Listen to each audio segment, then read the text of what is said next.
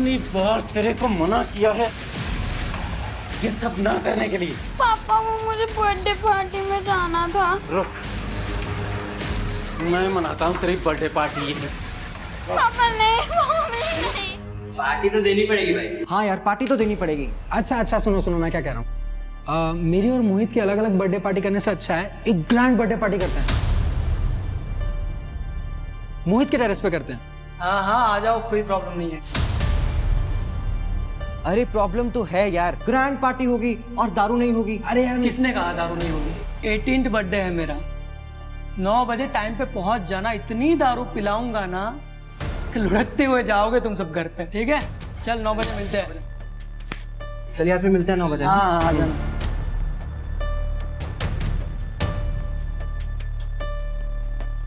Mohit, happy birthday. Thank you Siya. तुम अभी खोल कर नहीं देखोगे? हाँ देखता हूँ, घर जाके देख लूंगा ना। अभी थोड़ा बिजी हूँ मैं, चला रहा हूँ। Bye bye. सुन, एक बात बता, सबको बोल तो दिया तूने, दारू कहाँ से लेके आएगा? अरे है ना वो मेरा पड़ोसी जिसको दोस्ती करने का बड़ा शौक है। चल तू भी मेरे साथ चल, तेरे 18th बर्थडे का गिफ्ट है मेरे पास। आज मनाते हैं बर्थडे रॉयल वाला।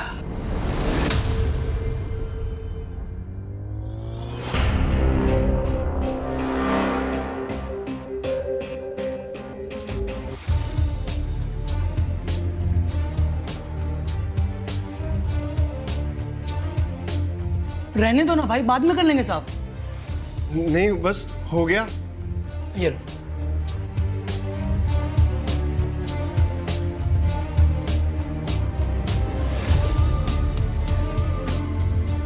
मोहित ने पहले ही कोटे से ज्यादा हो गया यार। आज मेरा बर्थडे है, आज भी कोटा फॉलो करोगे क्या?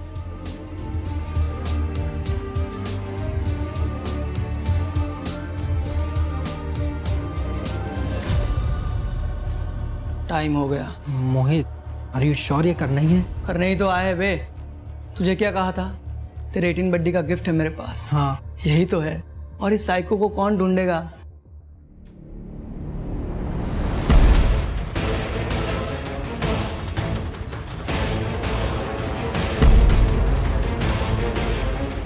सांसें चल रही हैं इसकी अभी भी।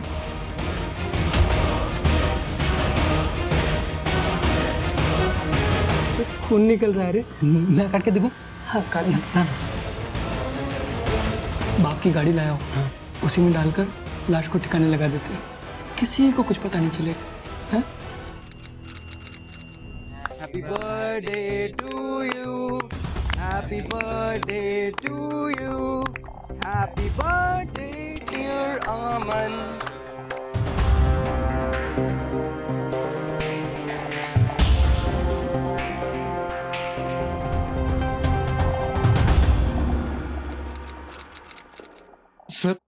सर आप मेरे साथ चलिए सर, वहां पे कोई गड़बड़ है सर। प्लीज सर आप चलिए मेरे साथ। ठीक है, आप कंप्लेंट लिखवाइए, हम चेक करेंगे। नहीं सर, इतना टाइम नहीं है सर। सर उन्होंने दरवाजा भी नहीं खोला सर। प्लीज आप चलिए मेरे साथ। करण, जाओ इनके साथ, देखो क्या बात है। चलिए।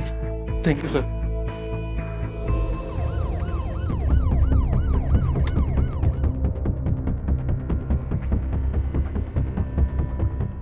दरवाजा खुलवाओ। Okay sir.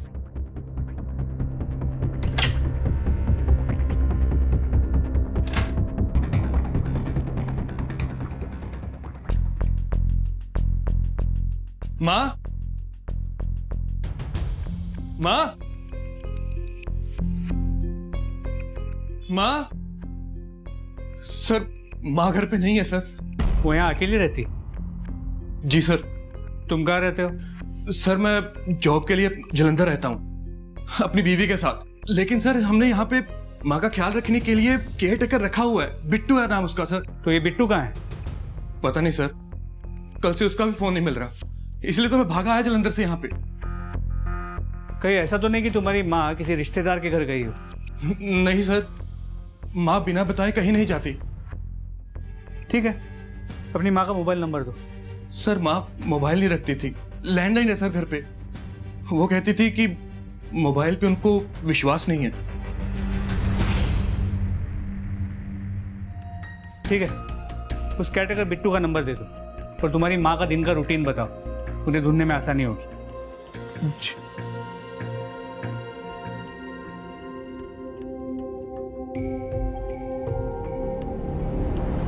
Sir, Ashalata aunty को 3 दिन पहले देखा था मैंने बुधवार को घर से बाहर जाते हुए, और उनके हाथ में एक झोला भी था, शायद सब्जी लेने जा रही थी वो। आशालता जी का बेटा चिराग उनसे अलग रहता था, उनके आपसी संबंध कैसे थे? सर, सास बहू की पटती नहीं थी और चिराग अपनी बीवी आदिति को समझाने के बजाय उससे अलग हो गया, आशालता जी को अकेला छोड़कर। हाँ सर, आशालता जी आई थी बुधवार को, सब्जी लेके चली गई। तो उस कैटेगर बिट्टू का फोन अभी भी स्विच ऑफ है, पर मार्केट से घर आने वाले रास्ते पे उस दिन किसी ने भी आशालता को देखा नहीं था। करण, अच्छे खासे पैसे वाली औरत है ये, ऐसे कहाँ गायब हो जाएगी? इस आशालता के बारे में सारी details निकलवाओ। Sir,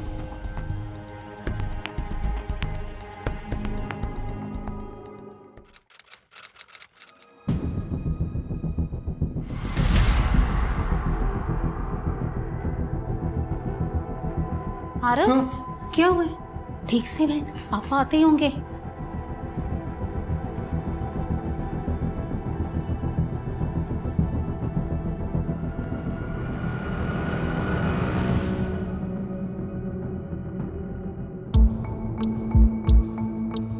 How's your studies?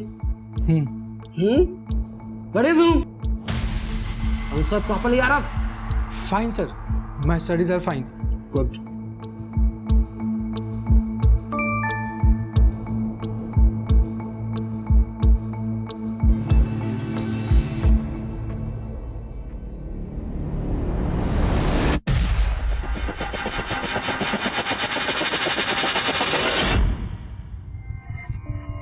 यार, मुझसे नहीं होगा ये सब। कैसे नहीं होगा? करेगा तो सब होगा। तुझे पता है ना, हम ऐसे आधे में काम नहीं छोड़ सकते, हमें अपना काम पूरा करना है। कौन? रिकी? रिकी क्यों? क्योंकि वो तुझ पे लाइन मारता है और ऐसों के साथ ऐसा ही होना चाहिए, और हमारी प्रैक्टिस भी हो जाएगी।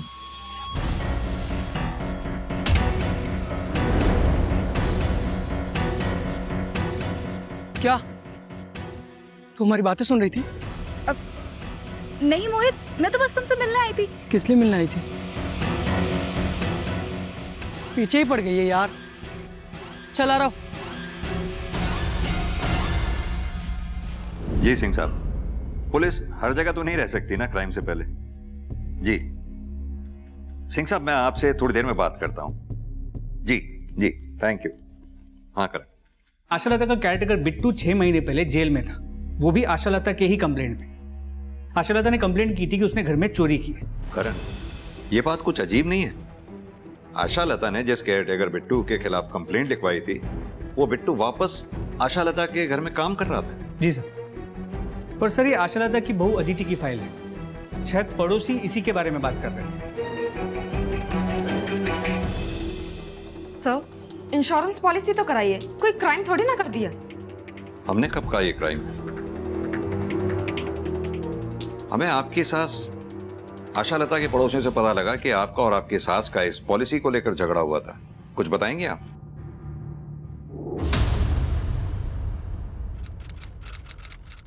सिर्फ पेपर्स पर नाम है आपका माँ जी।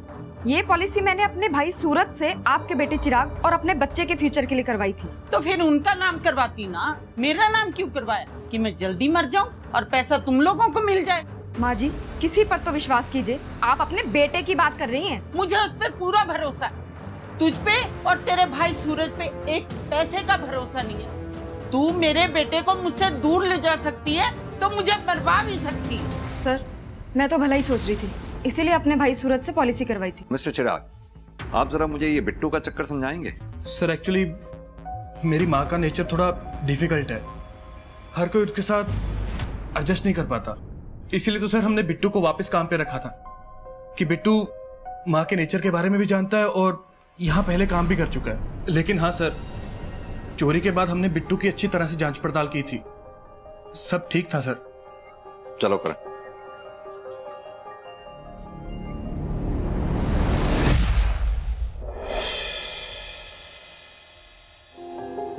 ये ले पी। अरे नहीं, इट्स ओके। अरे यार वैसे तो तू बड़ा स्ट्रांग बनता है, दारू पीने में शर्मा रहा है, पीना। चलो ठीक है।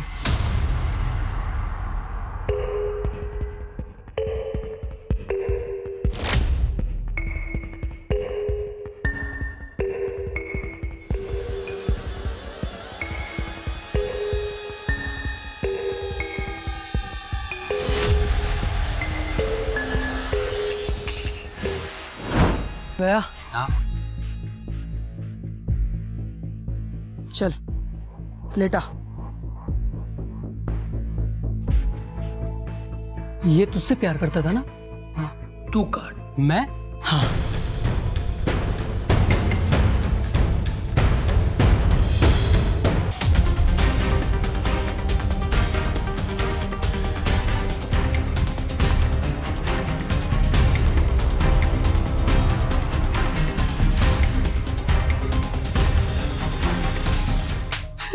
क्या किया आशा लता जी के साथ?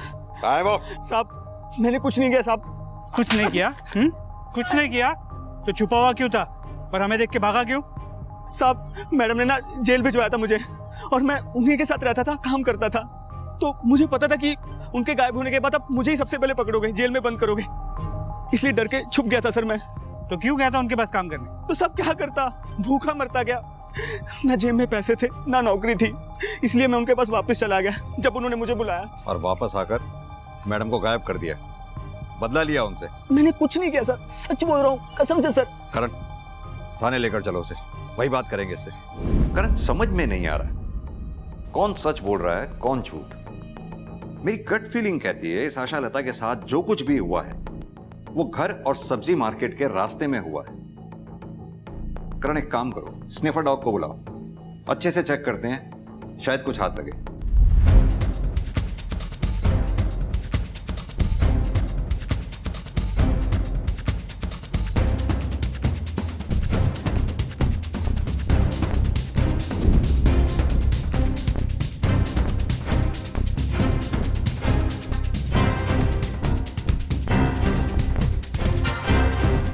सर लगता है इधर कुछ है।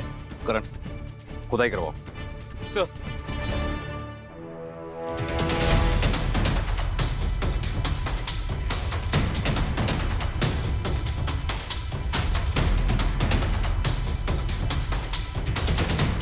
एक मिनट, हाथ से निकालो। आशा लता? सर इधर आइए।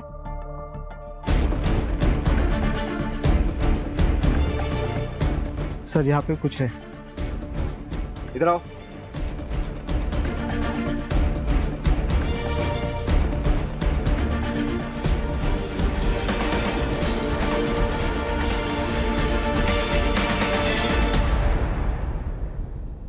हाथ से निकाल, हाथ से, दोनों हाथ से।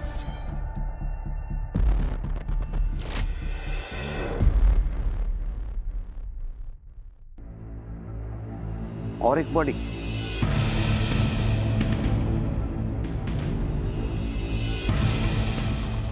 सर इधर आइए।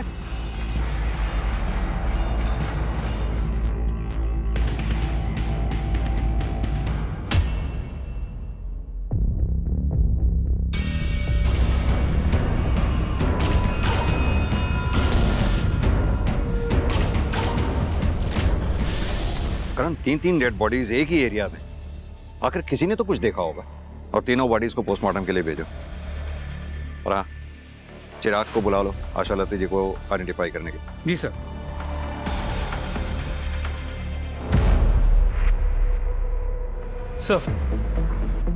सर तीनों बॉडीज की पोस्टमार्टम रिपोर्ट, ये आशा लता की पोस्टमार्टम रिपोर्ट है।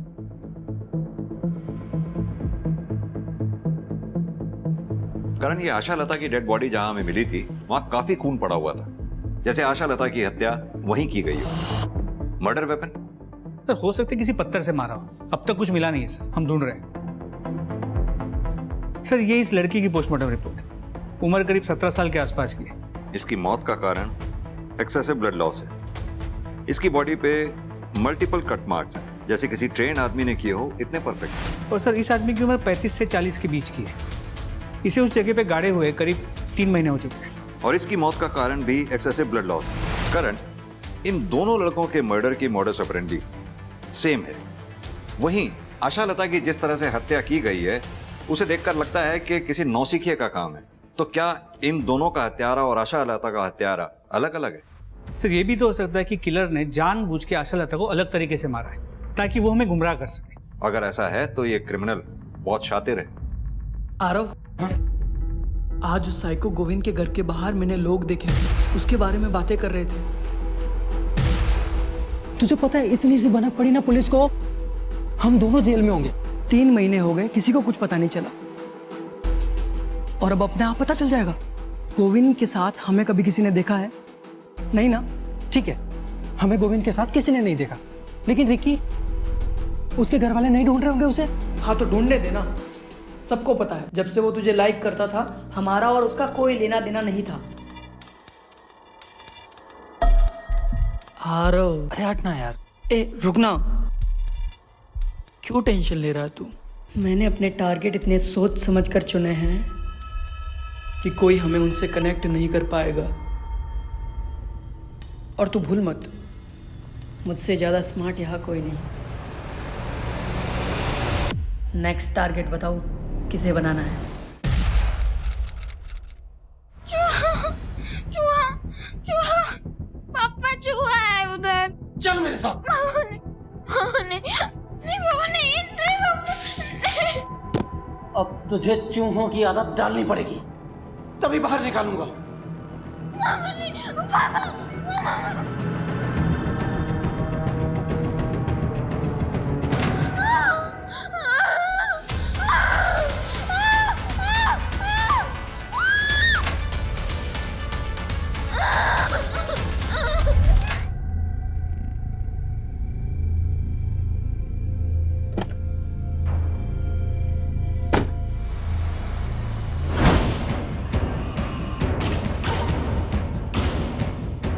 ये रहा अपना टारगेट।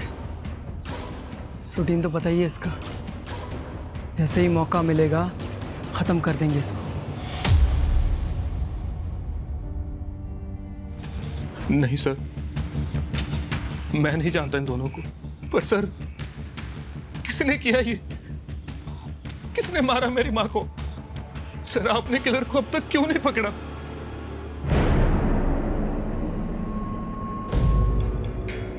कातिल को ही ढूंढने की कोशिश कर रहे हैं हम चिराग, लेकिन इसमें हमें तुम्हारी मदद चाहिए। क्या तुम जानते हो किसी के बारे में, कोई ऐसा कि तुम्हारी माँ आशा लता का कत्ल कर सकता हो? नहीं सर।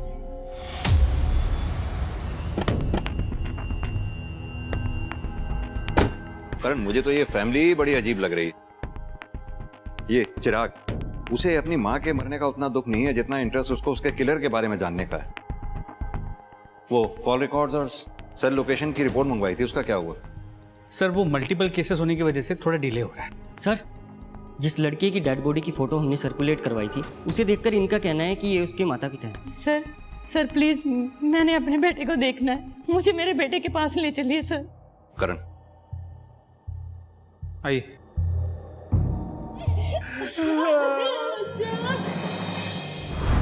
इन दोनों में से किसी को जानते हैं आप लोग? इन दोनों की डेड बॉडीज हमें रिकी की डेड बॉडी के साथ में मिली हैं। सर, इन दोनों की डेड बॉडीज रिकी के साथ मिली हैं आपको? नहीं सर, हम नहीं जानते।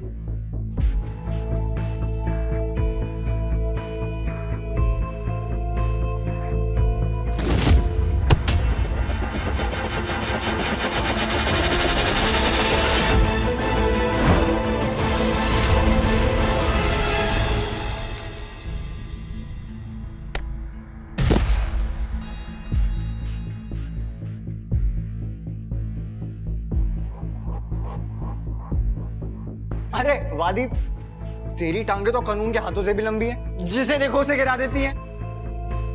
थोड़ा कंट्रोल कर यार। वाह, क्या जोक मारा है। अब मैं मारूं? जोक नहीं, तुझे मारूं? अरे अरे की आदि, क्यों लड़ रहे हो तुम दोनों? चलो अपनी अपनी क्लास में, चलो चलो।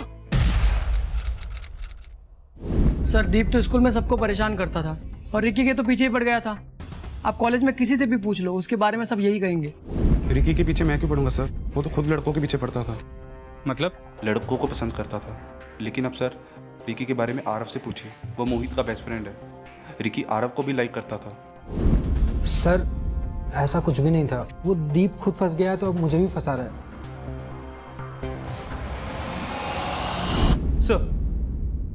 सर रिकी के घर, कॉलेज, मोहल्ले सभी जगह पूछताछ की, लेकिन कुछ भी ऐसा नहीं मिला जो रिकी को आशालता जी या वो दूसरा डेड बॉडी उसके साथ कनेक्ट कर पाए। करण, इन दोनों लड़कों की डिटेल पोस्टमार्टम रिपोर्ट के मुताबिक दोनों के सिस्टम में अल्कोहल पाया गया, वो भी काफी अमाउंट में। और यही नहीं, इन दोनों का मर्डर किसी सर्जिकल इंस्ट्रूमेंट से हुआ है जो कि साइंस लैब या किसी केमिस्ट शॉप पे मिलता है। और आशालता जी? जबकि आशालता की पोस्टमार्टम रिपोर्ट में ऐसा कुछ नहीं है, लेकिन उससे जुड़े लोगों की सेल लोकेशंस एक आदमी की तरफ इशारा करेगी। जिस दिन तुम्हारी मां गायब हुई, फ्राइडे को, तुम त्रिलोक चौक में ही थे। क्या कर रहे थे वहां पर? सर मैं कहा सर, मैं नहीं था सर। अच्छा, तो फिर ये कौन है जो तुम्हारी मां के घर के पास वाले एटीएम से पैसे निकाल? सर ये मैं ही हूं, लेकिन सर मैं अपने एटीएम से पैसे निकाल रहा था, किसी और की थोड़ी ना। देख भाई चिराग, इतना तो तय है कि फ्राइडे को तुम त्रिलोक चौक में ही थे। अब शराफत से बता दो कि वहां कर क्या रहे थे। बोलो। माँ आप अपनी सारी प्रॉपर्टी ऐसे कैसे चैरिटी में दान कर सकती हो? हाँ, मुझे जिंदा रहना है। तेरी बीवी इंश्योरेंस का पैसा लेने के लिए मुझे समय से पहले मरवा देगी। माँ वो इंश्योरेंस आपके होने वाले पोते के लिए है। नौकरी नहीं है मेरे पास, नौकरी चली गई है मेरी, पैसे नहीं है मेरे पास उसे पालने के लिए। जब घर की लक्ष्मी कुलक्ष्मी हो जाती है ना, तब ऐसा ही होता है। ना तू अदिति से शादी करता और ना मुझसे दूर गया होता तो आज ये सब तेरे साथ ना हो रहा होता। अब मेरे साथ लड़ना बंद कर। मेरी प्रॉपर्टी, मैं जो मर्जी करूं, तुझे इससे क्या लेना देना? हाँ? इतनी सी बात हुई और माँ मार्केट चली गई और मैं भी वहां से निकल गया। लेकिन सर मैं सच कह रहा हूं सर, मैं अपनी माँ को मारने के बारे में सोच भी नहीं सकता सर। इस चिराग पर बिल्कुल भी भरोसा नहीं किया जा सकता। जो एक बार झूठ बोल सकता है वो बार बार भी झूठ बोल सकता है। और अब तो एक चीज धीरे धीरे क्लियर भी होती जा रही है कि आशालता के मर्डर की मोडस ऑपरेंडी उन दोनों के मर्डर के मोडस ऑपरेंडी से डिफरेंट है। और अब तो डिटेल पोस्टमार्टम रिपोर्ट में भी ये क्लियर हो गया है कि आशालता के विसरा में अल्कोहल नहीं था, जैसा कि उन दोनों लोगों के पेट में था। अपने एफर्ट्स बढ़ाओ करण। इस अनजान आदमी के बारे में पता लगाना बहुत जरूरी होगा। कोई ना कोई तो होगा इसे जानने पहचानने वाला।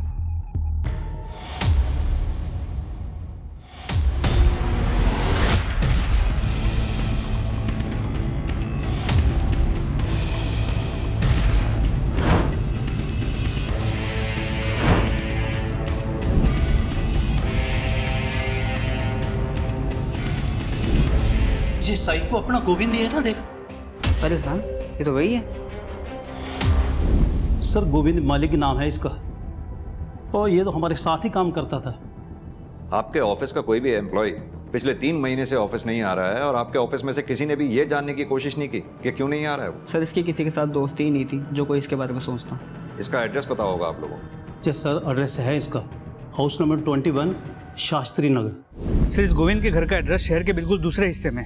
फिर वो आशालता के घर के एरिया त्रिलोक चौक में क्या कर रहा था? करण, एक काम करते हैं, घर पर चलकर देखते हैं, शायद कोई ना कोई क्लू हाथ लगे। और ये काम हमें जल्द से जल्द करना होगा, क्योंकि आई एम श्योर कातिल हाथ पर हाथ रखकर नहीं बैठा होगा, जरूर अपना नेक्स्ट स्टेप प्लान कर रहा होगा। अरे ये क्या किया? ये पिछले एक्सपेरिमेंट से थोड़ा अलग नहीं हो गया? अलग ही तो करना था, जिससे और ज्यादा मजा आए, पुलिस भी कंफ्यूज हो जाए।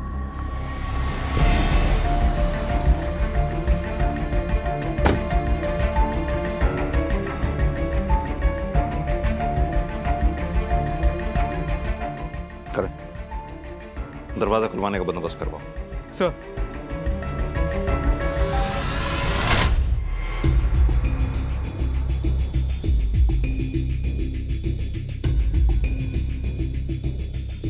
करण, मैं इतने बार पड़ोसियों से बात करता हूँ, कुछ अगर मिले तो मुझे बताना।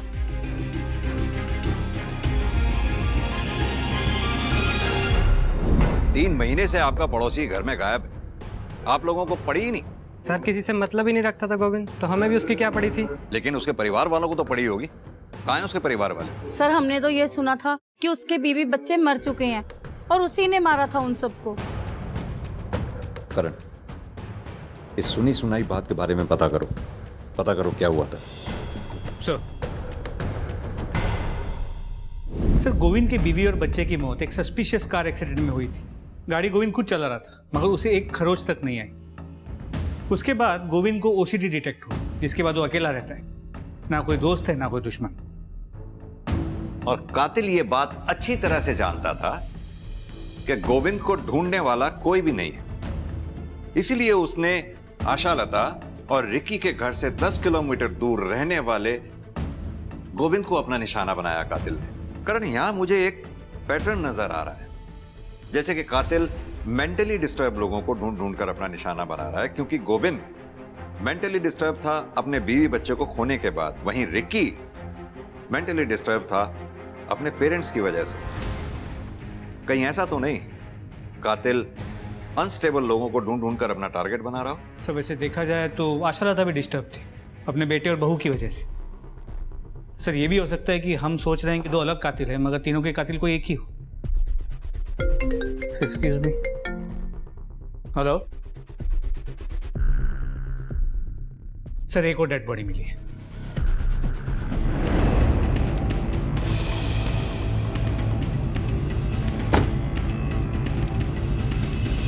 एक काम करो, क्राइम सीन सील कर दो, देखो कुछ मिलता है क्या। Okay sir. करण, ग्लव्स देना। सर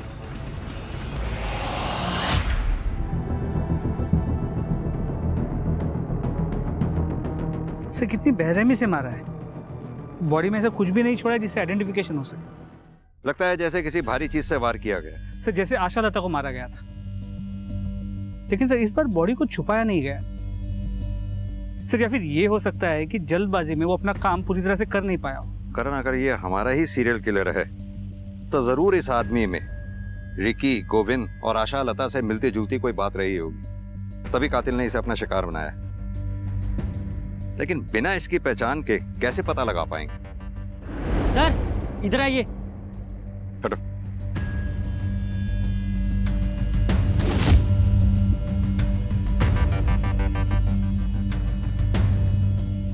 करण, फॉरेंसिक टीम को बुलाओ, टायर ट्रैक एग्जामिनेशन करवाओ, शायद उससे पता चले किस गाड़ी के टायर हैं ये। और हाँ, पता करो इस रूट पे आगे कहीं सीसीटीवी लगा हो तो शायद उसकी फुटेज से इधर की तरफ आने वाली गाड़ियों के बारे में कुछ पता चल सके। जी सर।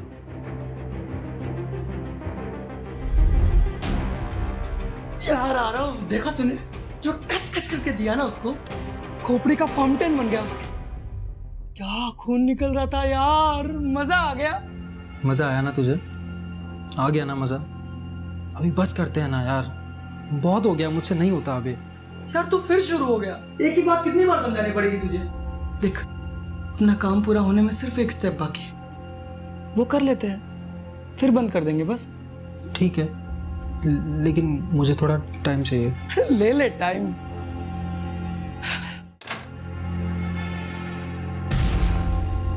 मोहित, पापा आ गए। मोहित आ गए, पापा भाग। अरे इधर कहाँ जा रहा है, उधर से भागना। जल्दी जल्दी खोल मोहित, जल्दी खोल।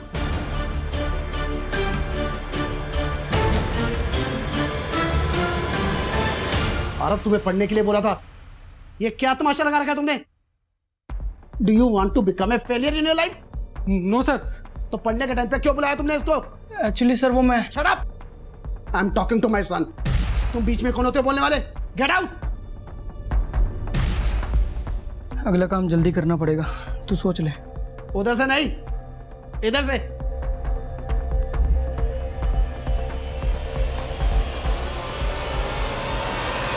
सर ये प्रोबेबली उसी कार का नंबर है जिसके टायर मार्क्स हमें डेड बॉडी के पास से मिले थे। गाड़ी किसी महान सिंह नाम के आदमी के पास रजिस्टर्ड। सर उसका एड्रेस रामबाग।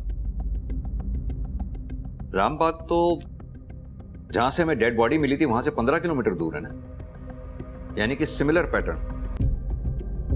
करण, इस एड्रेस पर चलकर देखते हैं आखिर ये महान सिंह है कौन, विक्टिम या किलर। आओ। ये मेरे पापा हैं सर, इन्हें किसने मार डाला सर? मानव, वही पता करने हम यहाँ आए।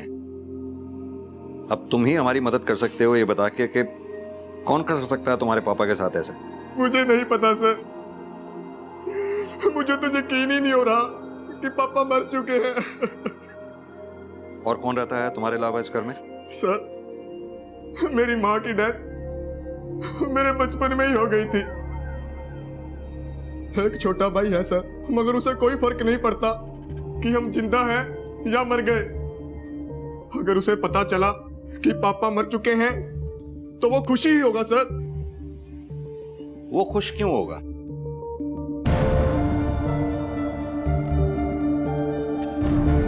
ये तुम्हारा भाई है? जी सर।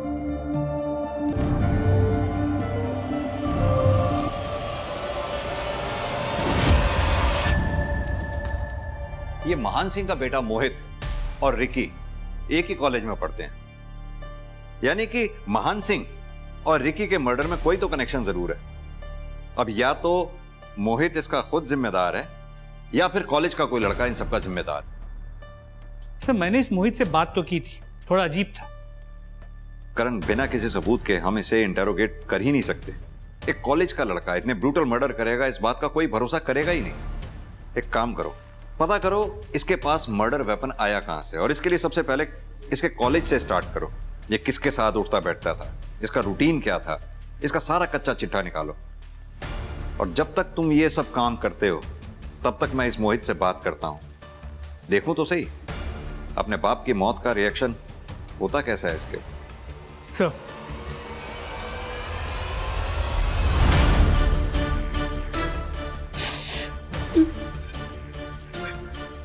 मोहित, तुम्हारे भाई मानव ने हमें बताया कि तुम्हारी अपने पापा से बनती नहीं थी, क्या ये बात सही है?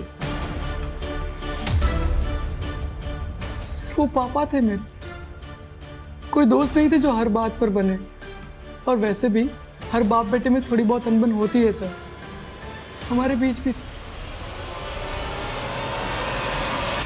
क्या आपके कॉलेज के किसी लैब में से कोई इक्विपमेंट मिसिंग है? जी सर, एक स्कैल्पेल और एक सर्जिकल नाइफ, बट मैंने सोचा खो गए होंगे। क्या मोहित की एक्सेस थी इन इक्विपमेंट्स तक? सर, एक्सेस तो हर बच्चे की होती है जो लैब में जाता है।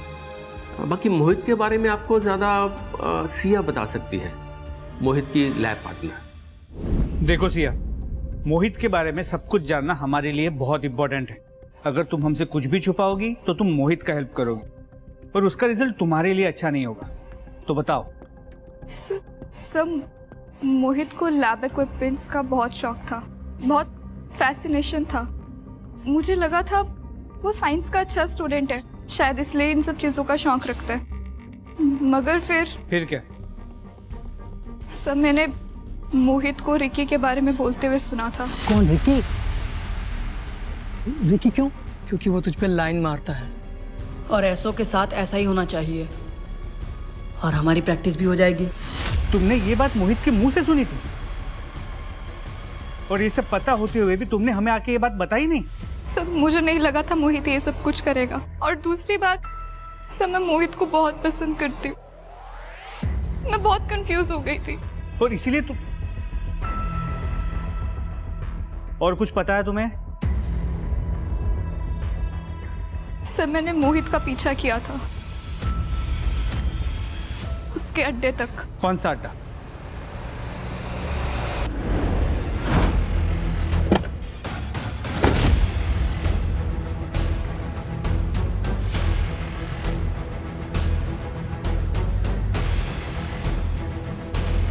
करण, इसी ब्रांड की अल्कोहल तो रिकी और गोविंद के पेट से मिली थी। सर, मोहित के डिटेल मोबाइल लोकेशन रिकॉर्ड्स आ गए। सर, जिन जिन जगहों पे हमें डेड बॉडीज मिली थी उन हर जगह पर मोहित की मोबाइल की लोकेशन मौजूद थी। लेकिन इंटरेस्टिंग बात यह है कि मोहित के साथ साथ उसके दोस्त आरव की मोबाइल की लोकेशन भी सेम थी।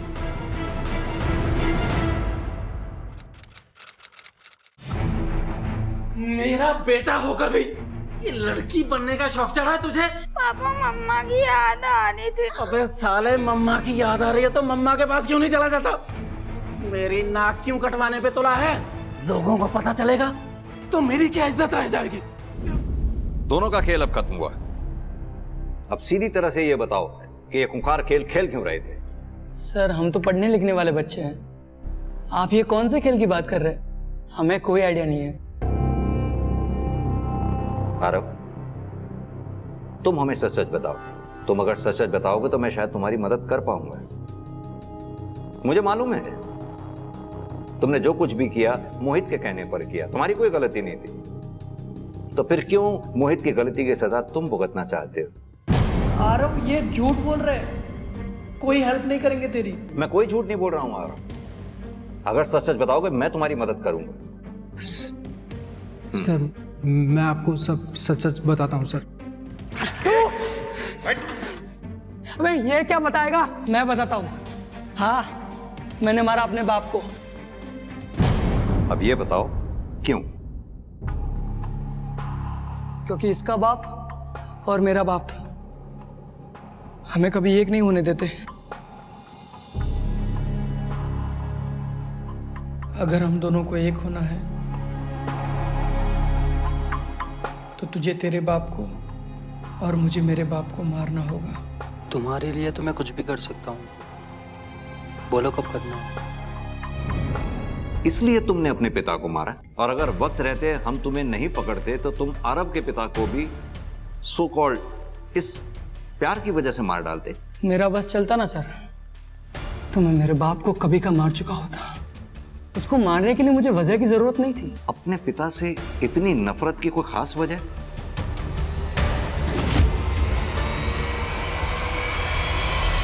गोविंद को क्यों मारा? प्रैक्टिस चाहिए थी सर, रिकी को मारने के लिए। तो रिकी को क्यों मारना चाहते हो? सर वो क्योंकि रिकी की नजर थी मुझ पर तो। और आरव को कोई ऐसे देखे मैं सहन नहीं कर सकता था, इसके लिए मार दिया सर। और ये बेचारी बुजुर्ग औरत, इसको क्यों मारा?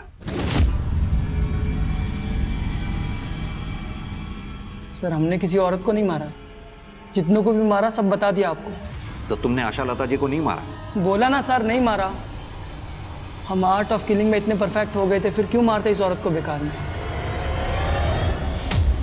सुविधा संपन्न बचपन भी दर्दनाक हो सकता है अगर उसे समझा ना जाए। ऐसा बचपन सबसे हिंसक अपराधियों को जन्म देता है, जैसा मोहित और आरव के मामले में हुआ। आशा लता के केस में इतने संदिग्ध थे, उसका बेटा चिराग, बहू अदिति, अदिति का भाई अमन, आशा लता का केयरटेकर बिट्टू या एनजीओ की हेड मेघा, सभी पुलिस के रडार में थे, मगर इनमें से सबूत किसी के खिलाफ नहीं था। आशा लता का मामला अब शायद पुलिस की फाइलों में अनसुलझा ही रह जाए, मगर ये आशा लता का केस ही था जिसने पुलिस को मोहित और आरव के एक्सपेरिमेंटल मर्डर्स को सुलझाने में मदद की थी। बचपन में जब मोहित और आरव को शायद सबसे अधिक समर्थन और समझे जाने की जरूरत थी, तब उन्हें यातना और पीड़ा दी गई थी, वो भी उनके अपनों के ही द्वारा। और इस यातना का बदला उन्होंने वैसी ही यातनाएं दूसरों को देकर लिया। दोनों के ही अपराध अक्षम्य हैं, मगर इन अपराधों के वे अकेले जिम्मेदार नहीं हैं। उनके परिवार, उनकी परवरिश भी उनके अपराधों में बराबर की हिस्सेदार। इसी के साथ अब मैं रेणुका शाहने आपसे विदा लेती हूँ। हम फिर मिलेंगे ऐसी एक कहानी के साथ जो रखेगी आपको सतर्क और जिंदगी को सुरक्षित। तब तक अपना और अपने परिवार का ख्याल रखिए और देखते रहिए क्राइम पेट्रोल सतर्क। जय हिंद।